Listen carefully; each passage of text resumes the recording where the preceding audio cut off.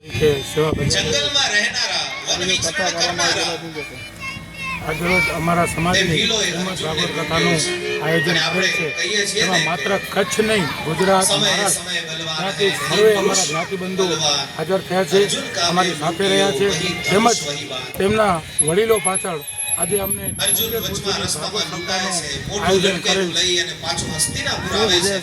હસ્તિનાપુરની અંદર યુધિષ્ઠિર મહારાજને અપસુકરો થવા લાગ્યા. ઉદ્દેશ મેન અમારો એ છે કે અત્યારે 76 પોથીઓ છે તો બધા પિતૃઓના મોક્ષાર્થે આ ભાગવત સપ્તાહનો ભૂત પુષ્કરણા મહાસ્થાન આયોજિત આ ભાગવત કરેલ છે કે સર્વે પિતૃઓને મોક્ષ મળે એ અમારો પહેલો ઉદ્દેશ છે. પણ એક એની મર્યાદા છે ત્યાં સુધી. પછી નાની નાની બાબતોમાં ઘણા સુકૂન છે. આજે આપણે સાહેબ આજે પોથીઓ રાખી છે કે નાનામાં નાનો વ્યક્તિ જે સમાજનો છે એ પણ એમાં આમાં લાભ લઈ શકે. એના માટે કરીને અમે માત્ર 15,000 રૂપિયામાં જ આ પોથીનું આયોજન કરેલ છે. તેમજ અમારા વડીલોએ અને દાતાઓશ્રીઓના સહયોગથી આ ભાગવત સપ્તાહનું એક આયોજન કરેલ છે. તેમજ